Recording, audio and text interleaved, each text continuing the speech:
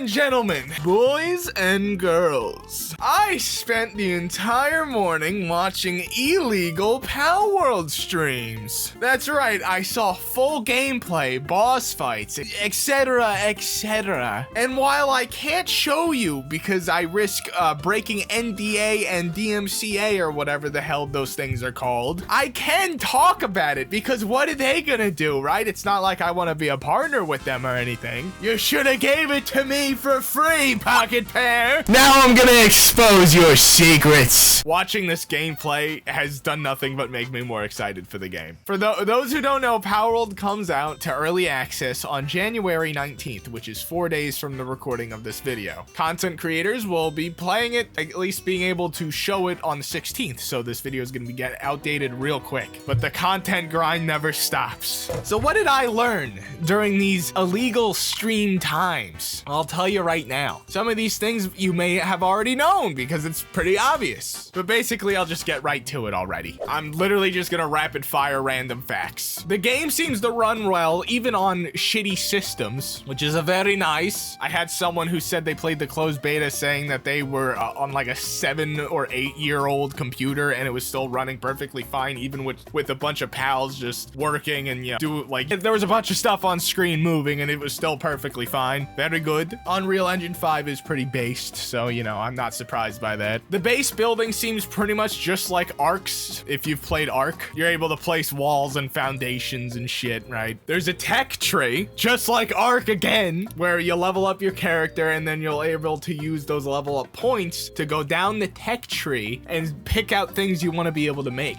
A lot of those things being harnesses and saddles for certain pals. This is where you get the pal equipment, which you can have, I think, up to 2, unless you're able to get more in the future, equipped at a time. So for example, you could have the Fox Sparks harness and then, like, I forget what it was called, but it was basically another harness for the giant flying manatee that you can get. Well, it's not giant, it's like medium sized. So if you have those both equipped, you're able to just randomly go into the air and glide on the manatee whenever, or pick up your fox and use it as a flamethrower. This also counts for saddles and stuff for bigger pals that you're able to ride. Base defense is actually important, and I'm very excited about that because I love that. I love that base building and like how you structure your everything actually matters, because there's raids. Poachers and sometimes even wild pals will just wander into your base and try to steal shit from you, whether that's food, money, resources, etc. And your pals that were working and doing stuff in the base will defend it on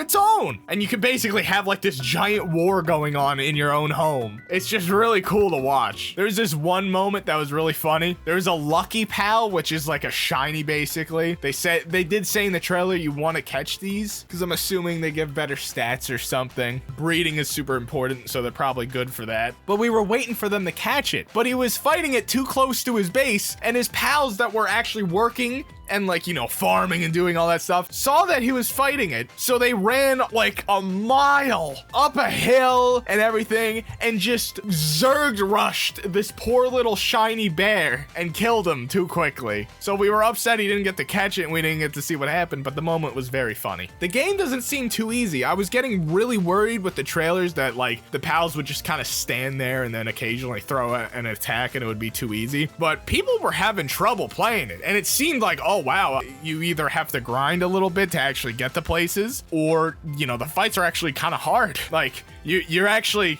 kind of engaged with the battle and have to, you know, zone in and actually do stuff to, you know, win. There's outposts that you can go in and free pals to get more pals, obviously, and resources. There's like a Team Rocket-esque faction that comes after you every now and then. There's caves, which are also dungeons, and the dungeons have bosses and stuff. Some of the dungeons even are just like flat out kind of more industrial city-like things. You can find eggs just randomly in the environment, of which you can obviously go hatch. You can swim, but there's no like diving. Apparently, one of the people in the Discord said in the devlog that they said that stuff like diving deep and like going to different areas like that, for example, I'm assuming even like flying out like super high into the sky to like a floating island or something, those types of movements and stuff will be relegated in the future to DLC. That way people with DLC can still play with people who don't on the same server, and it's like the people on that server could just like look out and see, okay, that's what I can get to if, you know, I pay money. I know that putting it into words like that makes it sound scummy, but it's more so just like, it's not like Ark where like, oh, you need DLC to even play on this map to begin with. Oh, no, the map's accessible, kind of, not really, but like you can see it and you can still play with your friends despite you having different DLC, you know, whatever. I kind of explained that badly. Diving isn't in the game yet. You can't go underwater. You can only swim, basically, is what I'm saying. I just learned just now, apparently there's also going to be like little black markets where you could sell and buy pals from some shady characters. And the map is absolutely gorgeous as well as pretty big, to be honest. There's definitely enough space for 32 players and then some. Overall, if I were to give this game a review by just watching it, I can't really put a number on it, but it is, oh boy, I am even more excited for it now than I was before. A lot of the problems I might have had with it were solved, for example, with the combat and stuff. Oh, one more thing. Oh my god, the early game. Dude, the early game takes a hot minute.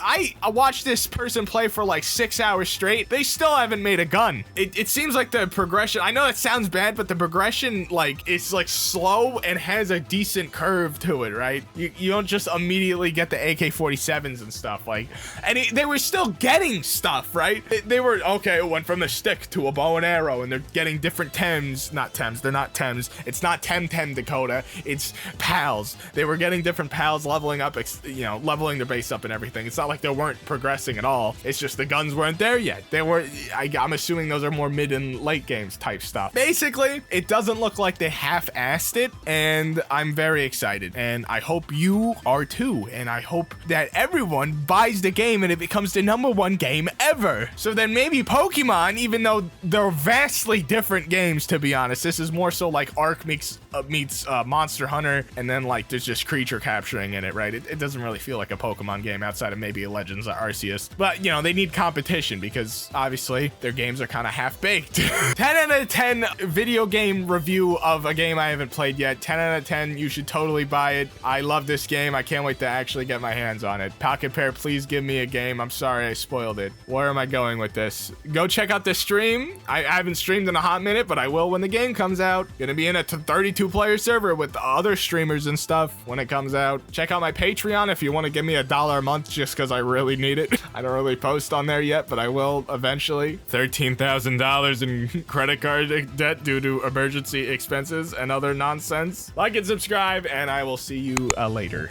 15 more seconds until I can, it needs to be 8 minutes. The video needs to be 8 minutes for the algorithm.